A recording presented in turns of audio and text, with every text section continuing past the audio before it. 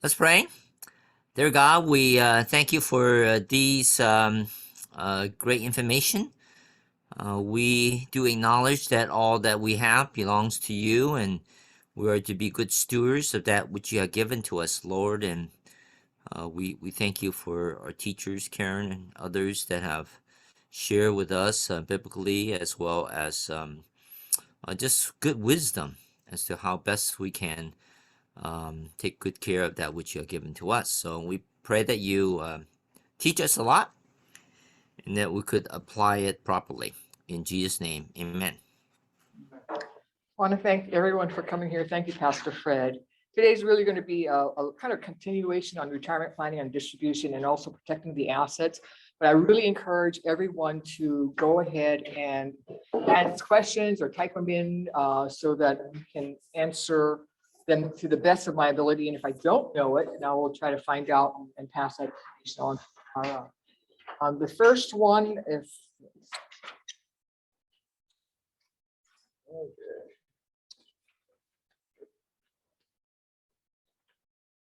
Okay, always I want to make a disclaimer. I'm not giving any specific advice, guidance in terms of tax or legal implications. You should always check with your tax advisor, your attorney for any specific things, your situation, because I would say 100% of the time, people's situations are going to be different. So you want to make sure you address that. But I still encourage you to seek out professional help.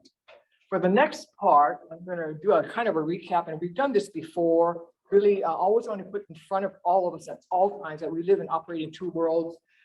We live in the physical and temporary world, as well as the eternal and spiritual. Now, we spend a lot of time concerned about our temporary physical world, and yet we're going to spend more time in eternity. And I really encourage us to keep a very strong mindset about that. Satan is going to use a variety of tactics to really control us. He's going to use a lot of fear, which I see being done this very day, in this past several years. He's going to have distraction, deception, division. We see this even among the body of Christ, dividing us, and destruction. And so I want us to really stand firm. Christ teaches us, you stand firm. There's no fear in God. There's no fear in Christ. And since Satan's primary two goals really is to destroy everything that God has created, we need to remember that, and that he also wants to take God's place.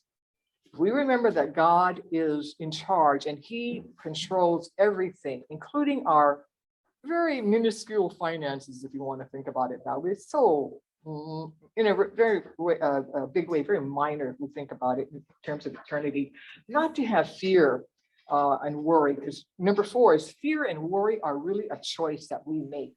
If you choose to live in strength and courage and wisdom, not our own, but in Christ, he can do not, I mean, he can destroy your body, but he can't destroy your eternal spirit and soul.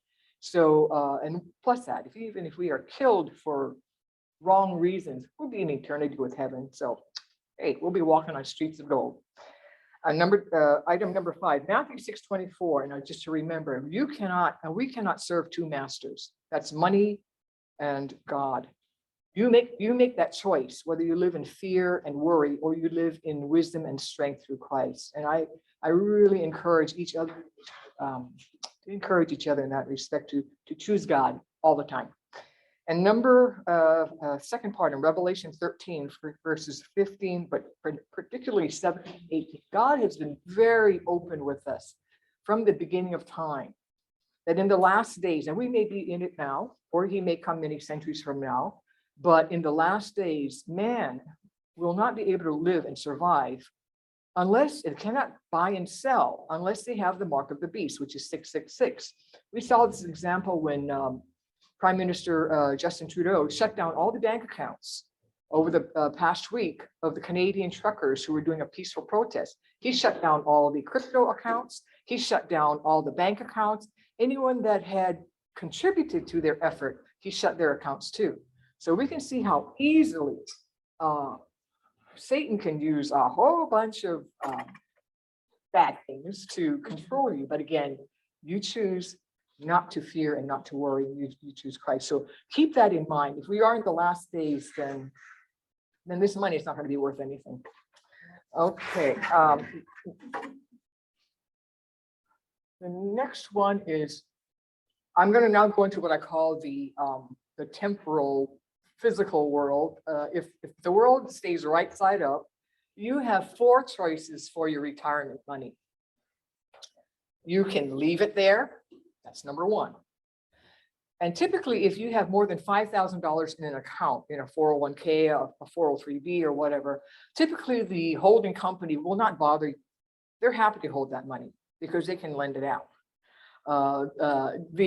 Once you have under 5,000, it's kind of a humbug for them to do the paperwork, send you notices, keep track of it, and all this and that. So normally they will tell you to move your money out if you have less than $5,000. But again, some may leave it there and some may not. Number 2, you can roll out your 401k. Now, if you've terminated, retired, or whatever, you are allowed to roll it to an IRA, an individual retirement account. Okay. Now, there's certain things about an IRA that you may or may not be aware of. If you reach 70 and a half, and then we'll talk about the age rules that have changed recently, they make it 72 depending on your date of birth. Whether you are working or not, and whether you have an IRA sitting on the side somewhere, you must start taking out your RMDs, your required minimum distributions, when you either reach your 70 and a half or you reach your 72, again, depending on your date of birth. And we will talk about that in a little bit.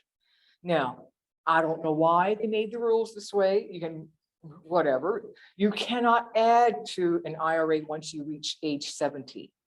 Okay, so if you, even if you're still working, you cannot add to it. Now, if you're working and you have a 401k at your employment, you can still add to your 401k, your 403b, your 457, those kind of qualified plans. But to an IRA, that's not allowed. Now, for a simple IRA, some of the employers have less than 100 employees. A simple IRA probably is the most efficient and cost-efficient way to have a retirement plan for a small company. There is a problem or a challenge that you cannot move money out of a simple IRA or into a simple IRA from another plan or whatever, unless it was another simple IRA. You have to wait 2 years either coming in or going out. Okay. Number 3. If you have left employment but now have a new employer with a retirement plan, you can roll that 401k, 403b, or simple IRA after the 2 years, or other retirement qualified plan to your new employer. That is, if you have that opportunity. Now, if you are now, some people kind of think, well, if this is going to be the end of the world pretty soon, I'm going to spend it and blow it all. So your 4th option, you can withdraw it all no matter what age you are, pay a penalty and blow it all and spend it. So that is your 4th option, and it's up to you. And if you're married, you better be in good agreement with your spouse. Or you can give it away. You can give it away to a qualified charity. You can give it to like the church, HCC, or KHCB, or any worthy cause that you feel confident that they will do right by your monies. Now, one of the things I encourage people when they have thoughts to contribute to a charity, check them out, because you want to probably give while you're alive, and you can see how they are managing the money that is contributed to them. If they are mismanaging it while you're alive, probably when you passed on, they may not even, they will mismanage it even worse when you've passed away. So you want to give, and you can monitor them while you are alive. One of the things that you may or may not be aware, I would think most of you are aware of it. There are many spouses who stay at home taking care of the children or the family or whatever, and they're not employed officially. Now they're working 24/7. They just don't get a paycheck. So those, if the working spouse has earned enough sufficient income, the stay-at-home spouse can contribute to a spousal IRA up to the limits based on their age. And the money will be coming from the working spouse, and that's perfectly legit. So that's another way to build up some cash on the side. Okay. Hello? Yes. Yes? Sorry. Okay. Yeah. Oh, and it's good to ask questions. I don't care if you interrupt at any time. Whoops. Sorry, I pressed it. That's okay. Okay. Some people will ask, when will the money be taxed in retirement? It's only when you take your money out and actually spend it. If you're only rolling it over to an IRA, or if you're rolling it over to another employer, a new employer retirement plan, or some other qualified plan, it is tax deferred. So there's no income tax to you at that time. It's only when you actually distribute out a certain amount, whatever the amount is, and in that year, you will be taxed at that tax rate. Okay. If you convert it to a Roth, you will be taxed at that time, and you will be taxed at the income tax rate in that year that you convert it to a Roth. Okay. Now, when you either reach age 7, now for an IRA, when you reach age 72 and a half, or 70 and a half, or age 72, your last opportunity to take it out without a potential penalty would be April 1st after you reach 70 and a half, or after you reach 72. April 1st after you reach 70 and a half, or after you reach 72. Now, I don't know who made these rules. It's somebody in Congress. So they must have been around a certain age. And I'm thinking they were probably doing it for their advantage. Okay, that's my opinion. I think they're penalizing those with birthday before the 1st of April. April Fools. I don't know why they did that. It just makes everything so confusing. Now, if a person is going to wait to the very last moment till April 1st after they've turned 70 and a half, or April 1st after they've turned 72, you have to take out 2 distributions that year. Because so normally to avoid this mix-up, I typically will suggest to my clients, you know what? You know, when you turn 70, why don't you just turn it on and forget about this, you know, taking it out at 70 and a half, April 1st after you turn 70 and a half, or April 1st after you turn 72. It's just too confusing. And many of my clients do not want to get that bigger tax when they have to take out 2 distributions in 1 year. And so they feel it's better to kind of spread it out over 2 years instead of 1 year. Okay. Now, if for item number 4, there is no tax, as I said earlier, if you just roll it over to another IRA or to another qualified retirement plan. Here's the, oops.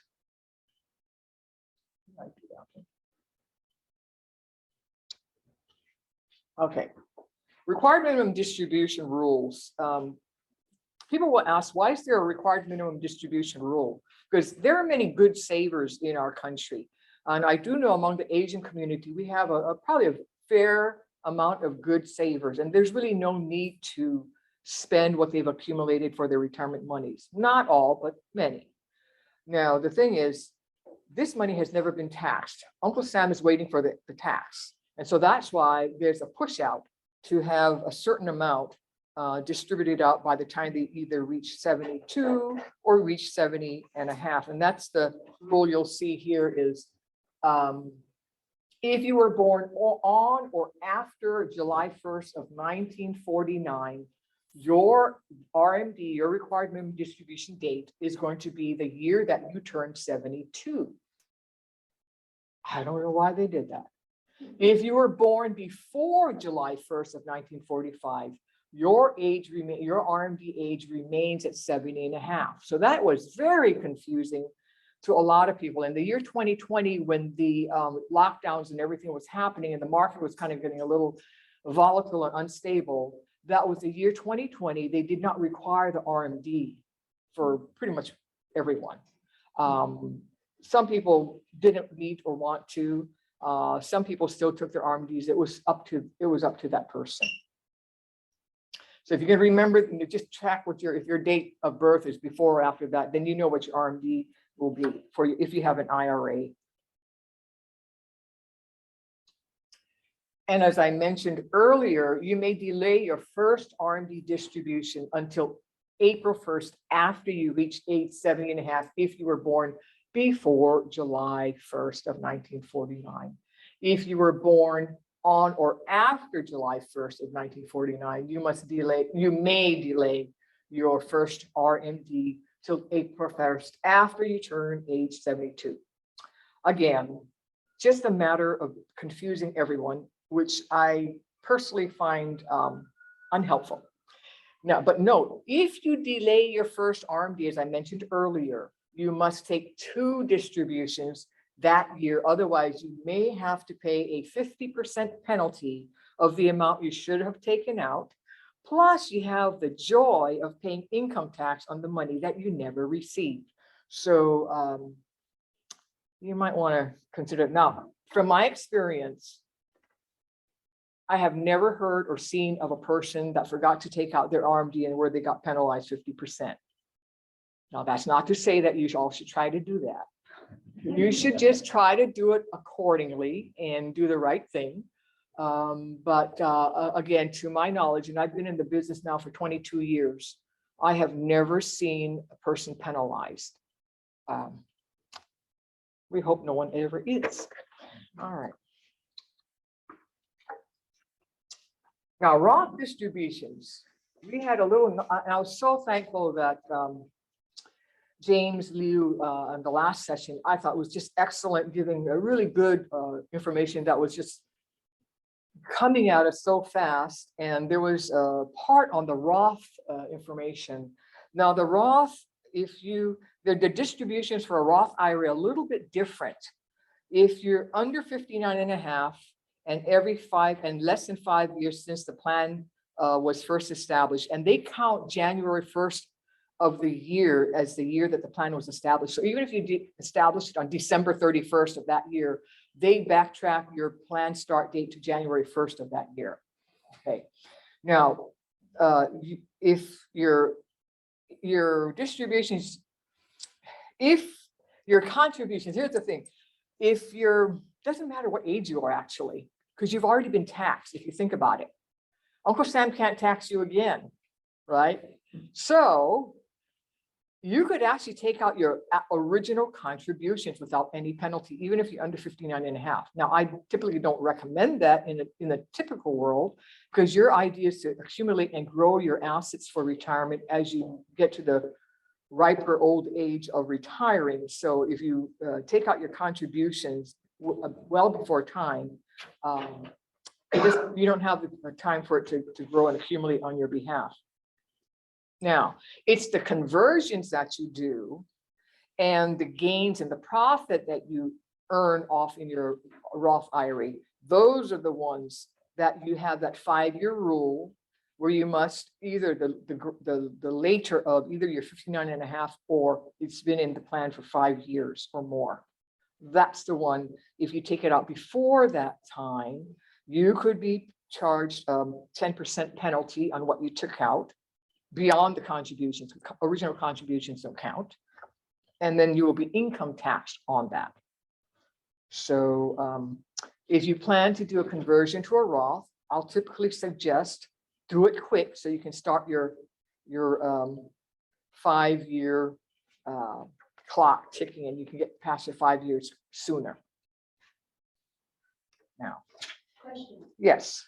So if someone's in his early 40s and he lost his job, so he decided to convert the money from IRA to Roth so that he will be able to use it 5 years down the road. On that year when he was converting, well, he has to pay for 10% penalty plus income tax if he has no income that year. Oh, if it doesn't matter what age you are, that you can convert at any age to a Roth. Okay. And that person will pay. The question was, if the person is under 59 and a half and converts to a Roth and takes out the money, is there a penalty? Right. Yeah. No, not patient, I'll just convert to Roth IRA, Oh, from yeah. IRA to Roth. Yeah, from a traditional IRA or even from a 401k plan, it doesn't matter where it's coming from, qualified money. They can convert whatever their qualified money plan is into a Roth, and then there's no penalty to that person because they will just pay the income tax that year on that tax rates for that year, okay? And then they can hopefully leave it in for at least 5 years from that plan. And then they can take out the original contributions at any time, but then any converted amounts and any profit or gains would have to wait the 5 years without penalty. Did I make my, is that? My question is the income tax. If he has no income that year, what rate? Oh, okay. So if a person has lost, the question is if the person has lost their job and they took out the monies at the proper, whatever time, what would the income tax rate be? It would be whatever the income tax rates the IRS has set for that year and which bracket he or she falls into. So if they have a very small income, let's say they only made like total $10,000, they're probably going to be close to zero income tax. But if they have a huge sources of income, then they're going to be taxed at the income tax rate in whatever bracket they fall into for that tax year. Yeah, so that's a good question. Yeah. Yes. So it sounds strange. So is there a way that you can convert partial balance from RA to Roth, or you have to convert the whole? Good question. The question was, can you convert just a part of your IRA or your retirement plan and leave the rest? Absolutely. And I actually have clients do that. In fact, one just did it.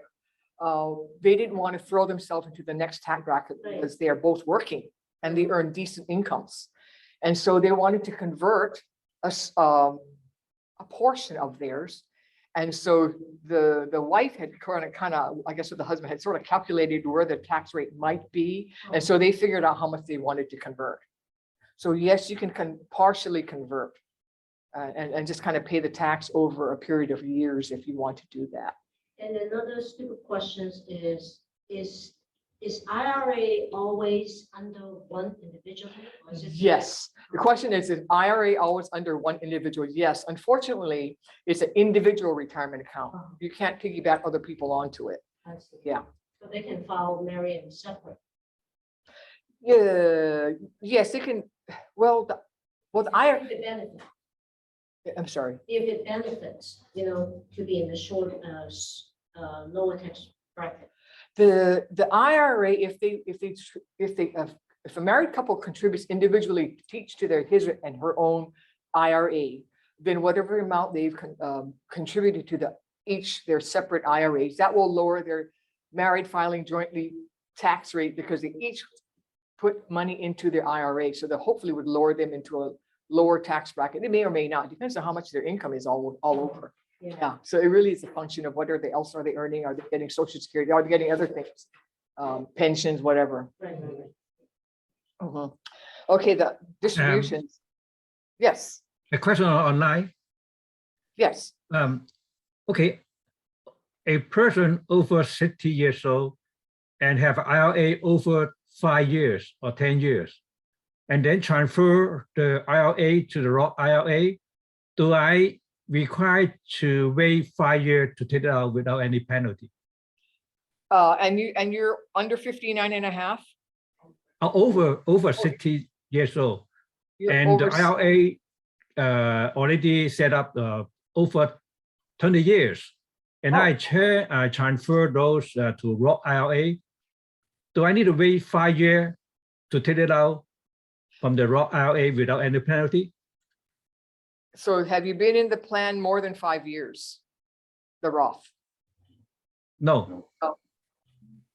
Okay, so if you just made a conversion, I'm just going to make it up. The question is if he's 50 or under 60. Oh, okay, 60, and then decides to convert their IRA or their retirement plan into a Roth at that point in time. Well, what was the rest of the work that they can take it out when?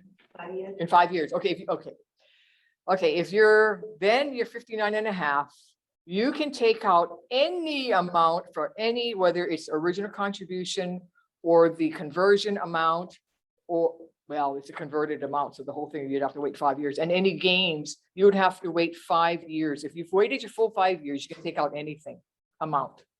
I hope I answered your question. Even after Even if he's already retired 60 years. 59 and a half. Oh, yeah. Thank you for, that's an excellent, a person that has a Roth never has to take out any money ever.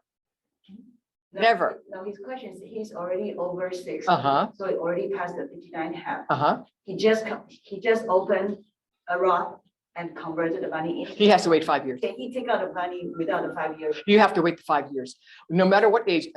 Yeah, thank you for clarifying. No matter what age, once you start a Roth IRA plan for yourself, you have to wait the 5 years.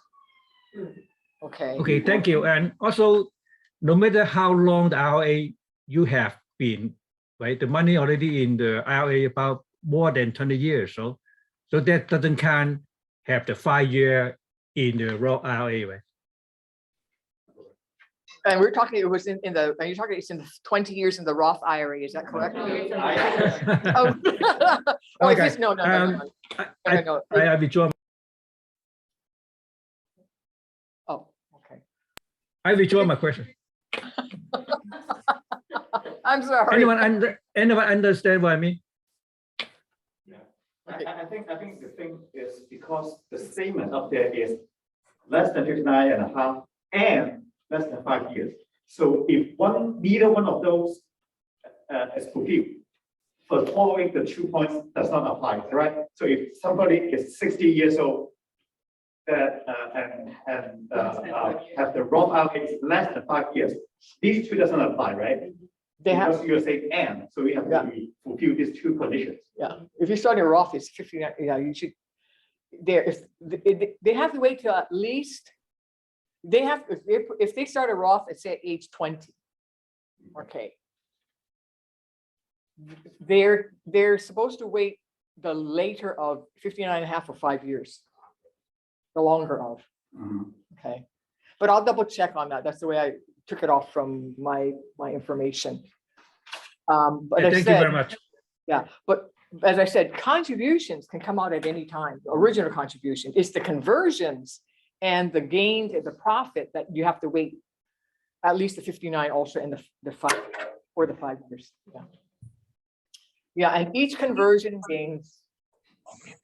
Yeah, each conversion in the gains is 10% penalty and income tax if you take it out before your 59.5 and or the later of 5 years of the plan. Thank you. Thank Karen, this is John Leong. I want to make sure that I am correct concerning about the 5-year holding rule on Roth IRA.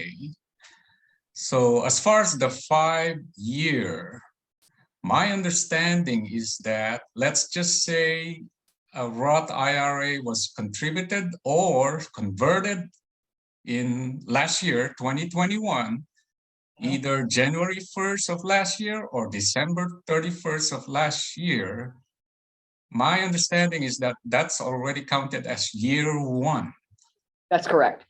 Okay, so either January 1st or December 31st of last year, then the money can be spent from Roth IRA after the year 2025.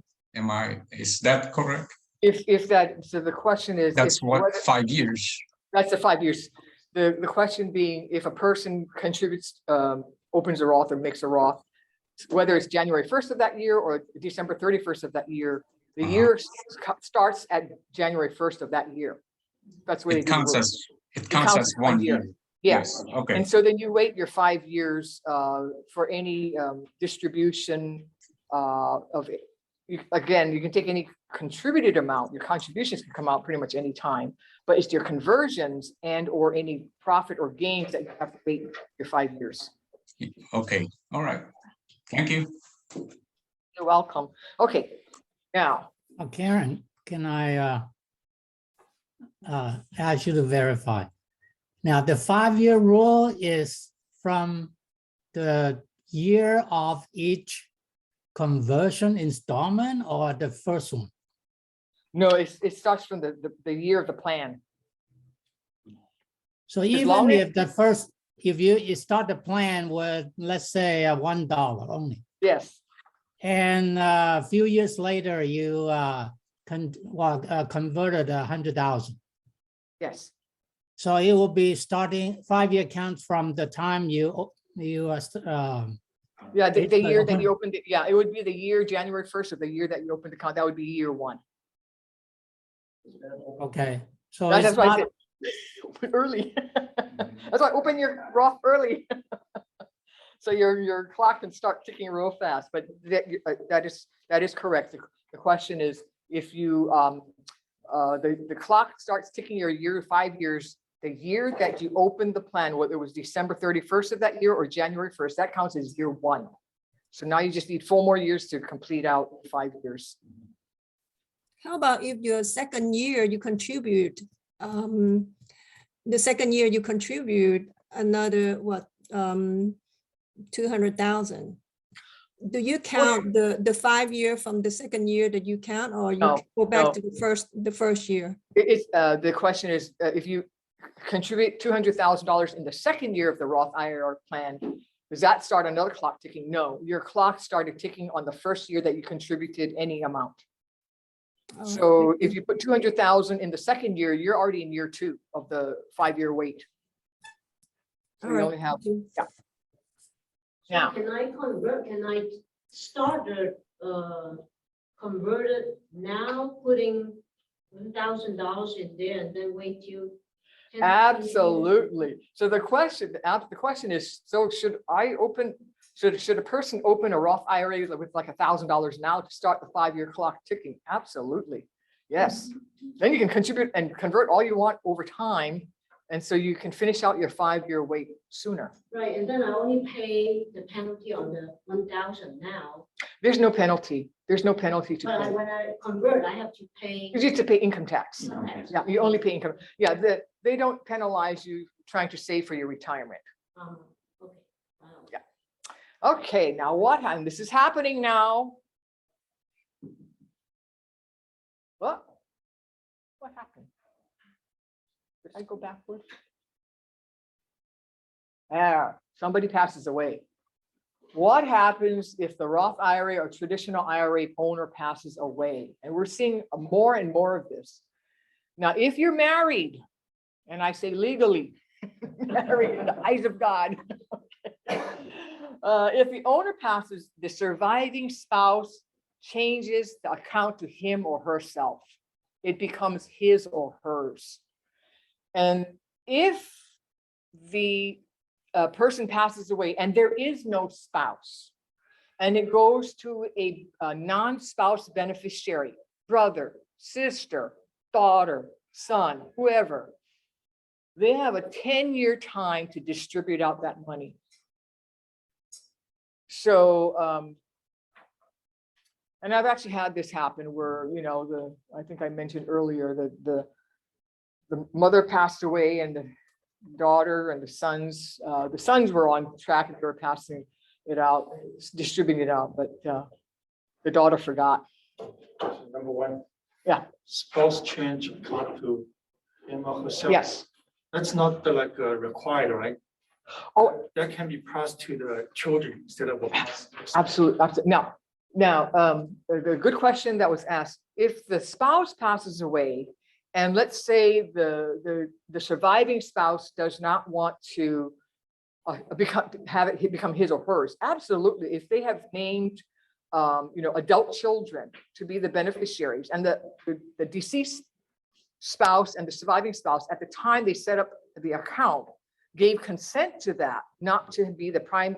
Normally in Texas and other states, you have to get written consent to pass on this type of plans and accounts to a non-spouse person, and the other spouse has to give written consent. So if they've named, say, adult children, and one spouse passes away, and then the surviving spouse, they say, all right, hey, I already let that happen, I'm fine. Then the children can just make the death claim and take it, and just take the money. And then children have 10 years to distribute. Yeah, then it's called a beneficial IRA, a beneficial IRA. So they're always going to name the deceased person. So it'll be, Joe Blow, deceased IRA, and for benefit of, Joe Jr. So, and all of this really is to distribute out the money. Now, one of the things I've come into contact quite a bit when I check the beneficiary designations on IRAs, annuities, any contracts, life insurance, I often see that they're naming minor children. They have young children. And can you imagine, you have $1 million policy or $1 million 401k, the owner passes, there's no surviving spouse, and they've got a 3-year-old. Is any company going to write a check for $1 million to a 3-year-old? Absolutely not. They are not of legal age to do contracts. And so normally I would advise my clients to go ahead and either get a trust done where you can go into the trust, and the reputable trustee that you trust is going to do the right thing, will manage that monies and distribute it out for the benefit of that child and not for the trustee's self, because that does happen too. Okay, so if you know of anyone or you yourself have named a minor, someone under 18 to be a beneficiary for your IRA, your retirement plan, life insurance, whatever it is, annuity, anything, y'all better go change it to a adult 18 or older. But in today's world, many 18 years old people are not mature enough to handle a large sum of money. So we would again suggest, and I've had clients, even for their own sibling who's older or younger, and they're all adults, but they are not mature enough to handle a huge amount of money. So in one case, the client went to the attorney, and they drew up a trust so that the funds from the retirement plans would flow into the trust, and the brother couldn't get it until he was 60 years old. So obviously not mature enough. Now, with wills and trusts and things that we'll talk about more in detail in another section, the good thing about it is do it. You can always change your wills and trust terms as long as it's not irrevocable. You should get it done now, okay? Because if you didn't get it done now, the state of Texas has written your own will and you don't even know about it. Quick question, Steve. Yes. So is it by default in the first case that the survivor's spouse will be the beneficiary? Is it by default or?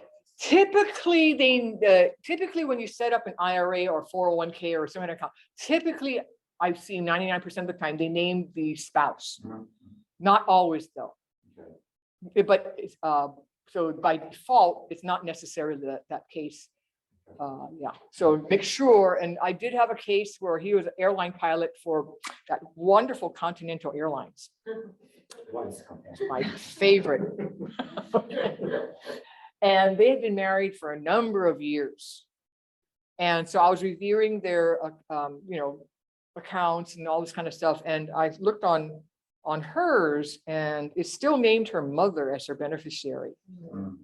They already had some children running. When I went to their home for the appointment, the children are running around. They're kind of like elementary school age, and they're running around. And so the husband turns to the wife and says, how could you not change? When we got married, I ran to the, to the computer or whatever, and I changed immediately to you. So I said, don't worry, just go on the computer, and the wife just changed it to the husband now. It's easy fix. Okay. And she said, well, I'm sorry, honey. We're getting married. I was so excited. I forgot. A lot of people forget. An example. Now, this is in terms of distributions of monies. And I have people will ask me, well, how should I distribute out my money? How do I set it up? Well, first of all, you should have, and this is just an example. Okay. Your situation may be different.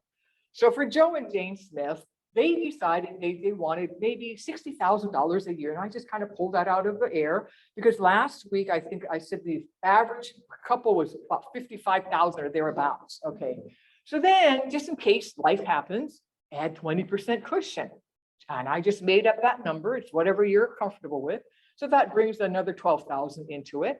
Add it. So let's say for $72,000 a year before taxes might be reasonable for a number of couples. Not everyone. Some can do it much less, and some can, oh, that's not enough. So they're going to do much more. So you figure out what you and your spouse feel comfortable with.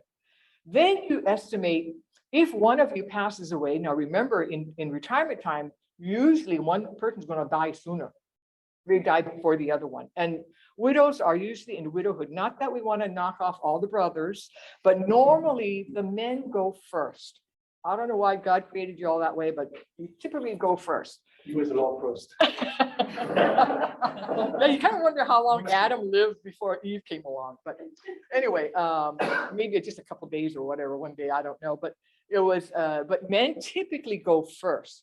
And the average time in widowhood is about 15 to 17 years. So that, some people are smiling. So, but now that the lifestyle and the stress levels has increased among women, and they've taken on a lot of the lifestyle behaviors of men, sometimes that you'll see that the lifespan of the woman may not be as long, you know, so, but in general, women do tend to live longer. So in this case, if a spouse has passed away, then you can sort of subtract about 20%. Roughly, but again, it's really up to the individual couple and the individual. And so in this case, I just had, you know, Joe is going to go at 87 and Jane is going to go at 92. And I put their dates of birth. You know, Joe, and he's 71 and he's a little over a year, something more than Jane. Okay.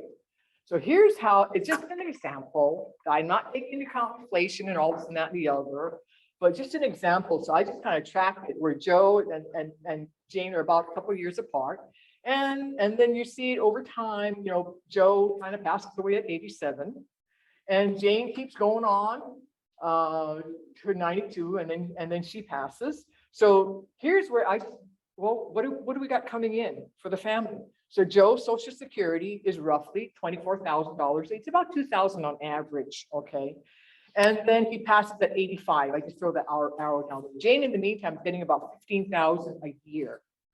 And that's simply a function of their income that they accumulated over the years and how they calculate in Social Security. This is not always the case. There are cases where women earn more than the men, and the numbers would be flipped. But whatever it is, you just want to lay in who's getting what.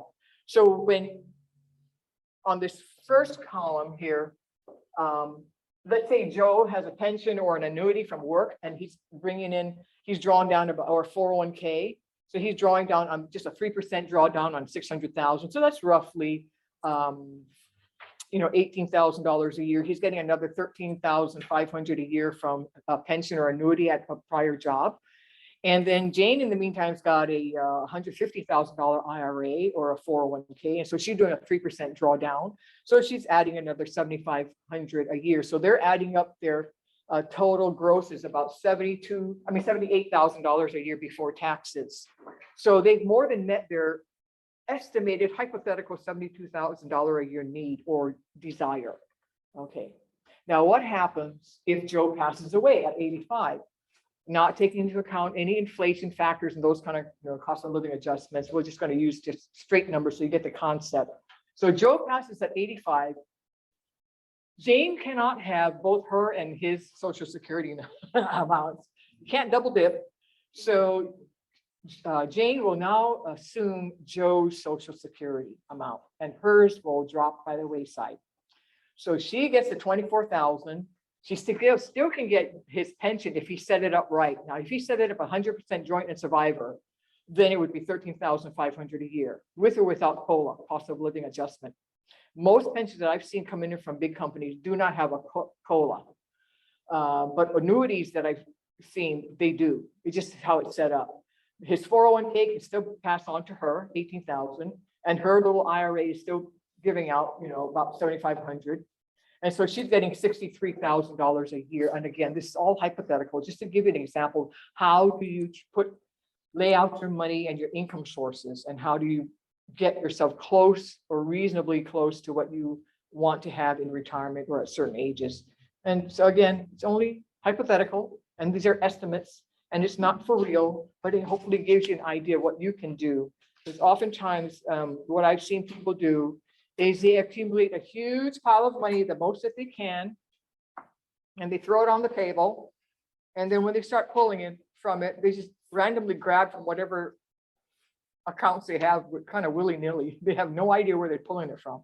They're just pulling their 63 or 72,000 or whatever, and they have no way of knowing how it's going to affect what's left behind. So I would suggest kind of lay it out or get some help and guidance to do that for I you. have a question. Yes. The BNP, can you throw it different amount every year, or you have, once you have thrown the first time 3%, every year it has to be 3%? Oh, the question is, if you pulling draw down like the 3% from wherever, did it have to be 3%? No. You can decide to blow the whole thing and pull it all out the next year. You can Every change year it. can be different. Yes, and in real life, it's probably going to be different. Now, in a declining market, if you're pulling, some people say, I want, $10,000. And so every year they'll pull out $10,000, but the market is declining. And if you keep pulling $10,000 out, you're going to run through your money real fast. It used to be a 4% drawdown. But because we've seen the volatility in the market over these years, 4% is not working for a lot of people. You're going to drain your account too fast. So that's why the suggestion is go below 4%. So I'm seeing 3%. Okay. Okay. And then what to do with extra cash? By all means, you want to have at least 6 to 12 to 24 months of emergency money. I call it the fiat fake cash. This is I think I showed you the dollar bill, Federal Reserve, as well as the silver certificate in the first section. Our current dollar bills are Federal Reserve notes. They are debt instruments. They are backed by nothing other than the good faith and credit of the government, which right now is having some difficulty. You want to pay off all your debts.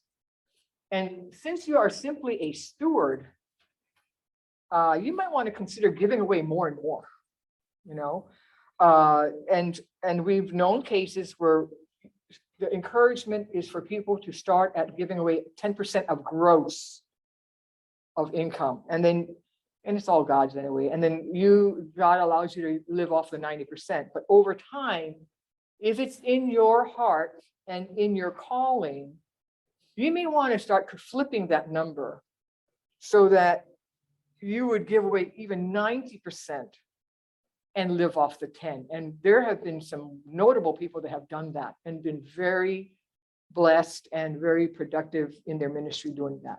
So you might want to consider that and talk it over with your spouse.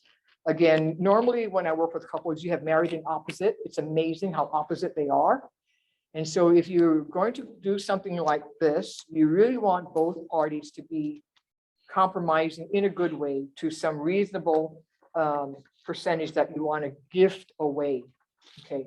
And then enjoy what God has blessed you with. And, really just also item for really consider real assets that are physical and not digital. Again, as we saw in Canada, just happened recently. I don't know when they're going to unlock that stuff for the peaceful protesters. I have no idea when the Canadian truckers are going to get back their accounts or people that contributed to their effort and their cause. Now, That's a good question. What's a digital asset? Okay, excellent. The question is, what is a digital asset? If you think about it. Crypto. Crypto is digital. In fact, your bank accounts, your credit union accounts, your IRAs, your annuities, your I trade, you trade, we trade, everybody trade. They're all digital accounts because you don't control the switch. Anyone can flip a switch and you have no access to it, just like what happened in Canada. Okay, so a digital asset is something that you think you own. But I think in the first session, I think I made it a point to let you know that whether it's in the bank or the investments or you are not the legal owner. The banks and the investment companies, they are the legal owners and the ones that go up through their ranks, okay, through their chain of command. We are known as beneficial owners. That means you can benefit from it if there's anything left. Okay, so in the event the bank has to do a bail-in, okay, or they're going to loan it out because that's what they hypothecate your funds. All your investments and all your bank accounts, they hypothecate, which is they lend it out like 10 times over or more maybe. And so there's really no money there. So those are digital assets. So when I work with my clients, I say, yeah, we live in a world that's temporary and physical, and we're going to do it this way, but understand what the options are in case anything happens like in Canada or Venezuela or Greece or any other place that they have no access and they lock down. They have what they call a bank holiday, and the bank holidays can last over the weekend where you can't get anything, or it can last for years when you can't get anything. So those are digital assets. They're really not physically in your possession. So you're talking precious metals, you're talking, some people buy real estate. I know in Asia, they buy Rolex watches. They're shifting their wealth to something real, and then they try to bring it out and then resell it on the outside or do whatever they want on the outside. That's a good question.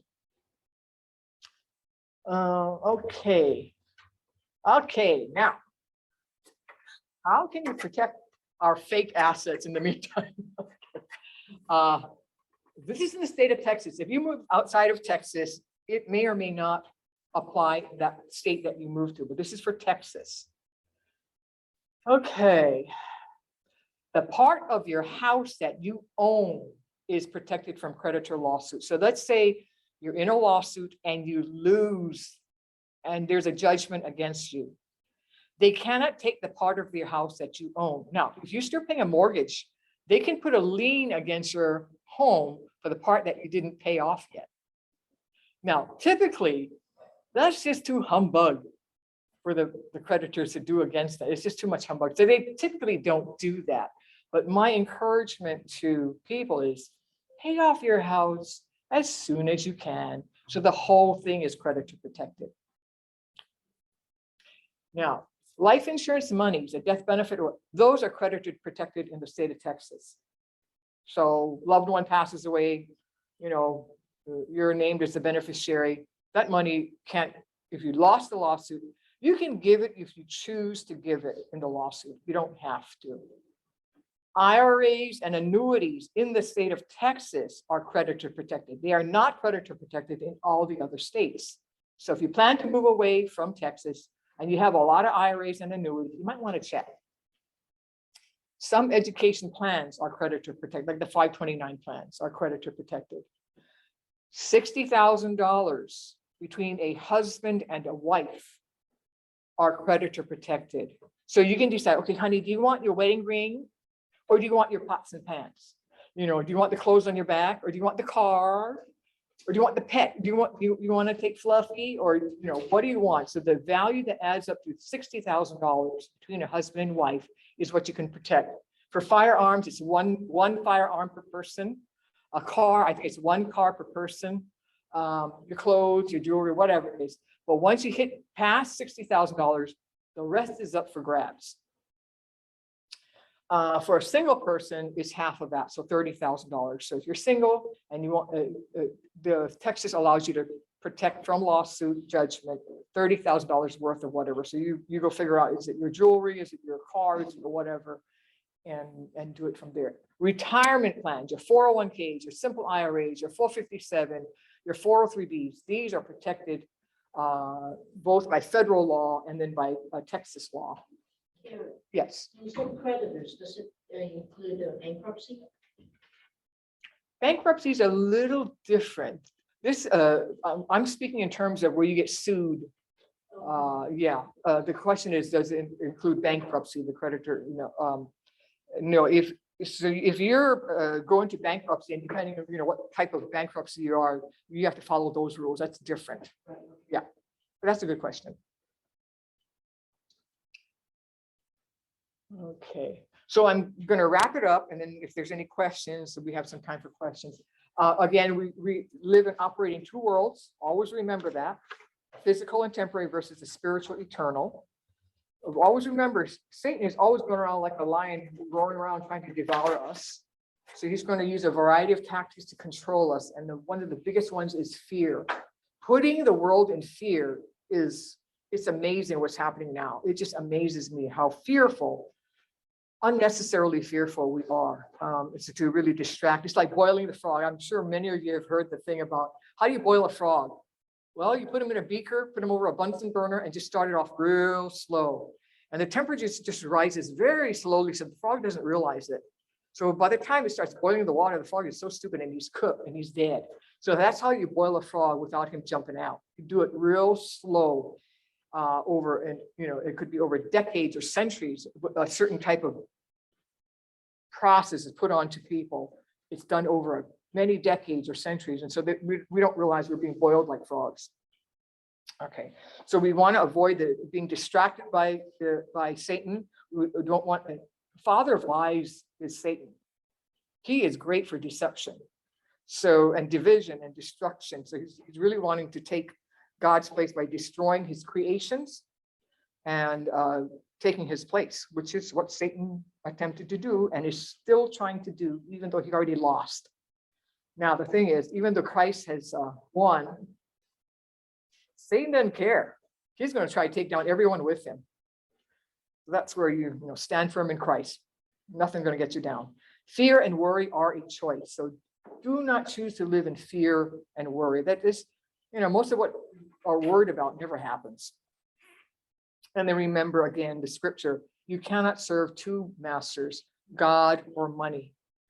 If you choose one, you're going to be devastated by the other, either way. So I would encourage you to just choose God and really just ask him for wisdom at all times when you make a decision. Always keep God in the decision making and then your key people in your life. And then Revelation, no man can buy or sell unless he had the mark or name of the beast on him, which is 666. And so we're seeing a lot of stuff coming out digital that actually has 666 on it. And so be very aware, like whether it's in our lifetime or centuries to come, but be very aware of what Satan is doing, but more important, what God is doing in our spiritual eternal world.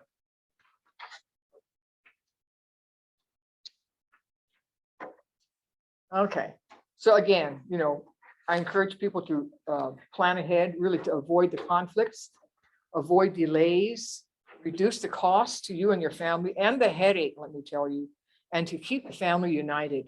When I do the estate planning session, I believe next week, Saturday, this is a real big issue because I've seen where families are fighting over the silliest things that mommy or daddy had or what they want. And it really destroys the family unity. So you want to avoid that at all costs, at all times.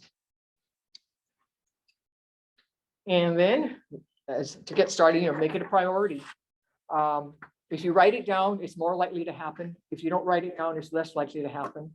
Get organized, get your things together, seek help, whether it's someone you trust, a professional financial person, whoever, seek some help, get an outside opinion. And then listen and learn and read for yourself. Don't believe anything I say or anything anyone else says.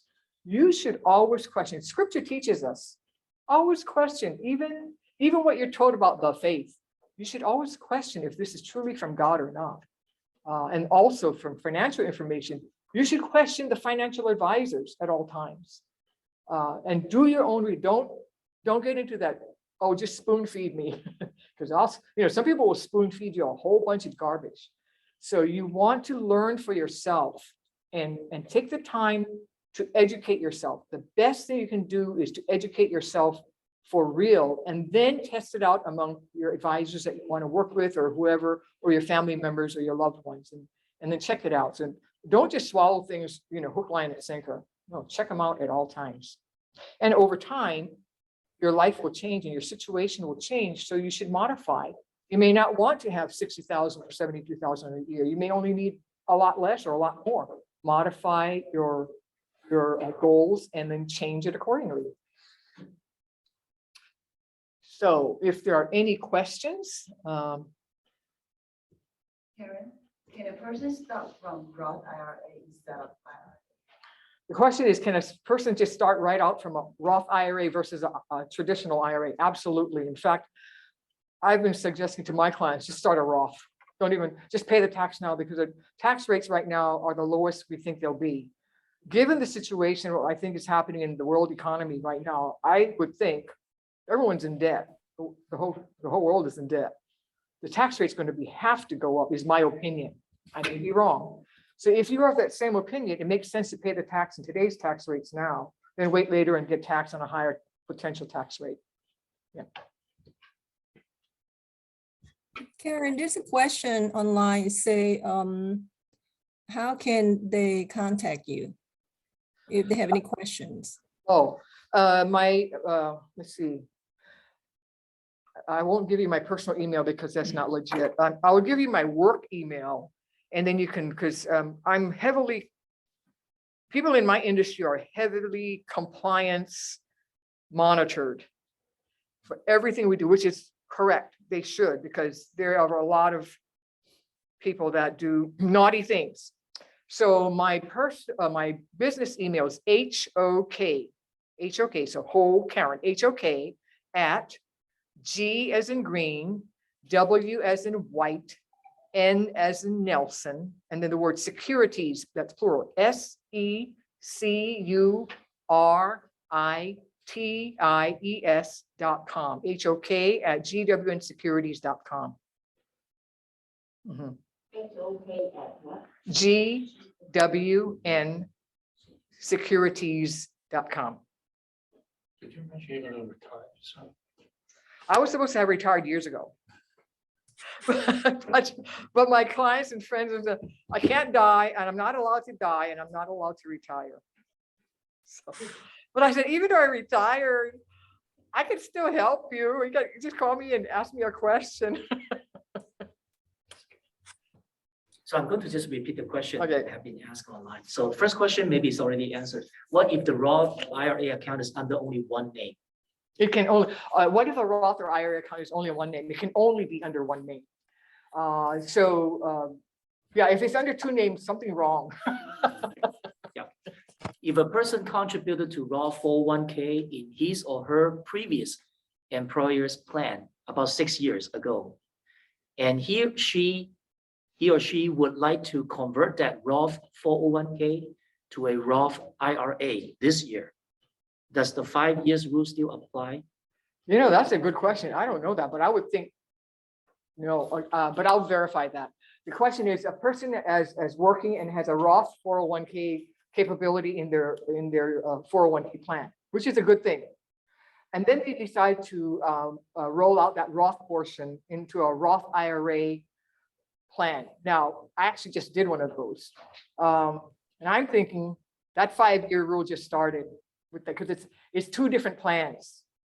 One was a 401k with a Roth capability, but now you're going into a regular Roth IRA. And I'm thinking that's going to start the clock ticking that year that you roll it over into a Roth. it's better you either stop to contribute to a new Roth IRA or you convert quickly to a new Roth IRA. There, yeah, so the comment here is that start a Roth already sooner than later, and then. And later on, when you Mhm. change job, Yeah. you can roll your Roth 401k to And- Roth And IRA. it's already done its 5 years, hopefully. Yes. You don't have something? This is Shan. I'm online. I have a question. I have 457, but Yes. I can also do the after-tax contribution. Yes. Is that considered as a Roth IRA? No. The question is, the person has a 457. The 457 is simply another type of like a 401k, or you see this in schools and hospitals and like police departments and those kind of things. It's essentially almost identical to a 401k. And then it also has an after-tax component where they can contribute after-tax money. That is not a Roth IRA. That's you're just contributing like extra personal money on the side. So, and you have to keep them separated. So if you decide to roll it out at some point, you can, but then you're either going to, from that money, you can open a Roth or a traditional IRA from that. You have to decide what you want to do with it after tax money. It's just like you opened an account at some investment company or whatever. It's just extra money lying around that you're putting into another. That doesn't even count. Yeah, it's not a retirement. It's not a retirement plan. It's no tax deferral. There's none of that. It's just extra money you're investing on the side. And I see that a lot, like in the university level, I see that a lot. They have a lot of after-tax capability in addition to the 403B or whatever. Now, one of the 457 and in a lot of the larger 401k plans, there's what we call an in-service withdrawal provision. You have to be 55 years old typically, and you have to work there a number of years, whatever their rules are. You can actually, while actively employed, pull out money with the in-service withdrawal provision. You may or may not have that. You can just check with your HR, whoever holds your 401k, and check if you have that. Some people are wanting to remove some of that money now and start, doing things, do a conversion to a Roth or do whatever they want with it. So you might want to check your employer plan on that. Thank you. So this is the last question online. So can 403B voluntary retirement be converted to Roth? Absolutely. Can a 403B be voluntarily converted to a Roth? Yes, if you roll it over, and this is where you have to roll it out from the 403B plan, assuming your 403B plan allows you to do that. Some 403B plans do not allow you to distribute out your money until you either terminated or died. Okay, or you had met some, it's no good if you died. So if you met the provisions of that, you can then roll it out. Now, I have a number of clients in the teaching profession, so they have 403Bs now, and they cannot move that money out. They have to get a letter of approval from the administrator at the university or the college or wherever, the school district or whatever. And then they have the TPA, the third party administrator, has to sign off on it. So there's a number of hoops that a person in a 403B plan has to go through in order to extract their money out. There's a couple more steps. Karen, what are the advantages to convert a Roth 401 to a Roth IRA? Okay, if you've been fortunate enough to have stacked up a whole bunch of money and never really need to use it, and you just want to pass it down to loved ones or do whatever you want, but never want to, pay it out, you never have to take a penny out of your Roth IRA. There's no RMD, none of that. Now, if they change the Roth rules, which there's been some talk for the past 10 plus years, they want to do away with the Roth completely because it's too good to be true. It's too good. So there's been a lot of talk over the years that I've heard and seen. It's never been done yet, but I guess if a desperate government gets desperate, they tend to do desperate things. So we don't know. So you still have to do RMD on the Roth 401? No, it's already paid tax. You don't do, there's no RMDs on a Roth period, but you probably want to roll it out and start a Roth when you leave employment or whatever, and just put it into a rollover IRA Roth. Thank you. Did I? Okay. Yeah. Is there any other questions? Otherwise, you can email me your questions and I'm, always happy to answer them. If I don't know, or if I find out I'm incorrect, I will make that correction and try to find out the correct answer for you. You mentioned physical and digital assets. Yes. So is that physical Roth assets? Oh, I mentioned physical and digital asset. Is a physical Roth? No, that's digital. Anything where you can electronically access it, that's all digital. So all your bank accounts, all your Roth accounts, all your 401, your 450, they're all digital assets because we don't control the switch. Somebody else does. So it's physical asset, only real estate then? Real estate, your house, your Rolex, your cars, your gold, your silver. Cash is a fiat because as we mentioned in the first session, it says Federal Reserve note. We pull out a dollar bill, it says Federal Reserve note. That's a debt instrument. That simply means that the Federal Reserve is lending you a dollar, quote unquote. The dollar right now is worth not even 3 cents in purchasing power. If you go on the Fed, FRED, and you track the purchasing power of the dollar, is down to less than 4 cents on the dollar. So if the government goes, or the Fed Reserve, well, Fed Reserve's broke. If they go belly up and you're the creditor and you go to the Fed Reserve, hey, I want my $10,000 that was in the bank. They say, well, we're broke, so we got nothing to give you. So it's a fiat. Fiat means because I said it's real, it's real. Well, that's why you can print a whole bunch of money that's not real. It's not backed by anything. It's backed by air. And if they have no means to pay you in terms of real assets, you're stuck holding an empty bag. So when I say real assets, something that's tangible, you can actually hold it in your hand. except the dollar bill is not real. It's fiat, means fake. It's because I said it's real. Hey, Karen, can you mention a little bit about financial scam or financial fraud? Oh, thank you so much. Yes, there are a lot of people that especially they go after the elderly for scams, and they will and usually elderly people in the prior generations, they're very trusting, they're very loving, and they're very gentle and very naive. And so they'll get a call on the phone saying, hey, this is your nephew or your grandson down in, somewhere in some foreign country, and I don't have money to pay some plane ticket back or whatever. So I need some, can you wire me somewhere? Can you send me money or give me your credit card information? And I'm gonna, and they believe it. It's amazing how many seniors fall into those scams. But I think more and more are getting a little more wiser about it. So you never, ever give out any social security numbers, your credit card information, nothing. Only if you initiate that request or conversation would you give out any information to a entity or company. You never take a phone call that's asking for your social, your date of birth, your address, your mother's maiden name is a good one. All of those things that you would not give out because you're basically allowing them to set up a false account and to steal from you. Now, for elderly scams, it's also among known friends and relatives. You may have elderly incapacitated man or woman, and they are the prey of their bad children or naughty neighbors. There was one neighbor, I have a client, and their neighbor was an elderly woman, and they had another neighbor that they were friends for years.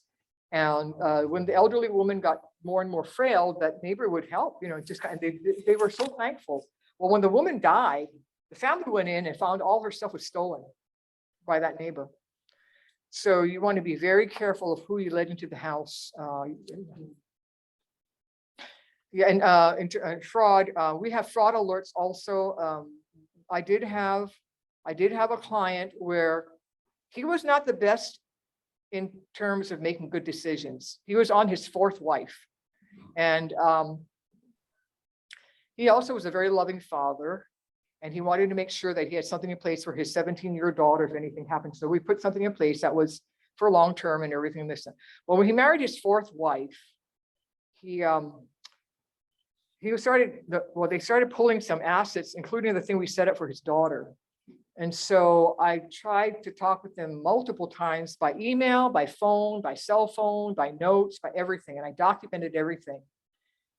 And I accidentally once called him, but I accidentally misdialed by one digit and I actually called the wife. And so I said, may I speak to your husband? And she said, well, if he really wanted to speak to you, Karen, he would have given you the right phone number. I said, no, I wanted to speak to him. Sorry. And she hung up. Well, they undid the entire account that we had set up for his daughter. And so finally, I put a red flag on that file with the office that I was doing. It wasn't even really my client. I was called into another office to help this client. So I told them to put a red flag on it. I said, if they ever find this guy dead, go after the fourth wife. And so those are the kind of things that we will do in our industry. If we see and has just a funny feeling, we'll put red flag in the files and we'll say, if anything happens, this is what we want you to go after.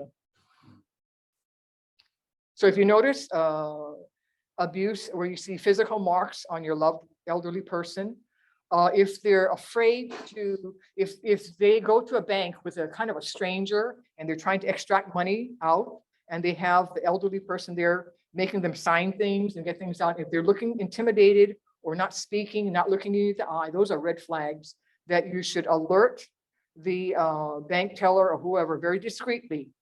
And then take that elderly person aside and try to find out what's really going on. I have two questions. Yes. First one is if I am going to convert, if I want to convert partial IRA to Roth, do I have to go back to that original IRA company to do it? Yes, the question is if she wants to do a partial conversion of a traditional IRA convert part of it into a Roth. Does she have to go back to the original company that did it? Yes and no. You have to go back to the original company just to let them know that you're going to be transferring out some money to convert. But you can open up that Roth account with any other financial company or, yeah, Okay. product. I forgot the second question. We'll talk about long-term care later. I'm already going to have to use my long-term care. Oh, what's, okay. I was going to ask, so is there any suggestion if we are going to purchase some tangible Stuff. assets? Yeah. Yes, Is there any what? tangible assets. Physical like a- assets. like Yeah. a- Like a, Real estate. no, What was the question? What was it about? What was it? about. Oh, any suggestion? Oh, okay.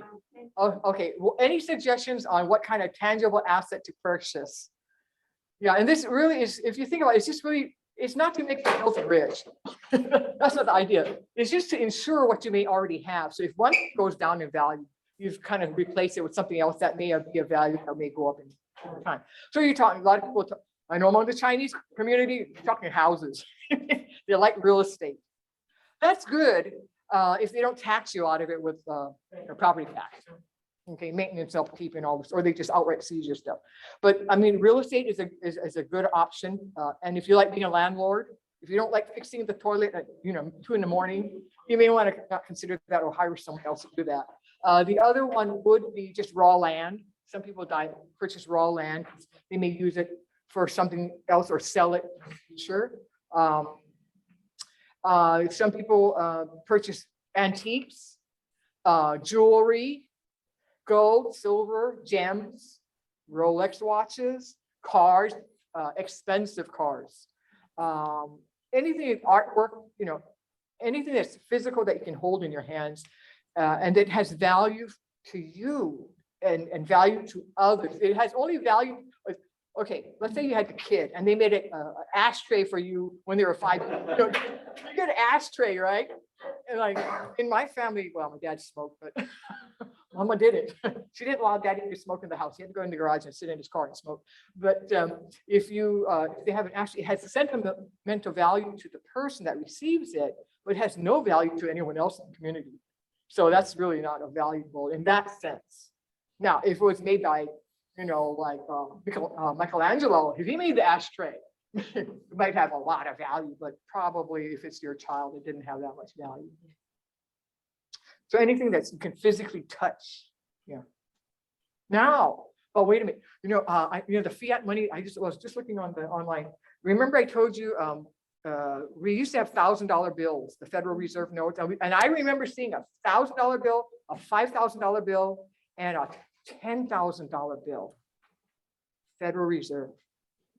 I saw online, they had some pristine $5,000 fiat fake Federal Reserve note. Guess how much they were asking for it if you wanted to purchase it? 8,000.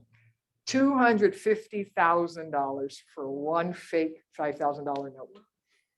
Because it's a collector's item. You can go online, you can look up all the Federal Reserve silver note, silver certificates, gold certificates, and all this kind of stuff. You will see that you can, if you have some, you might want to. Yes. Any other questions? Well, again, I thank you for your time. And then if you do have questions, you got my email.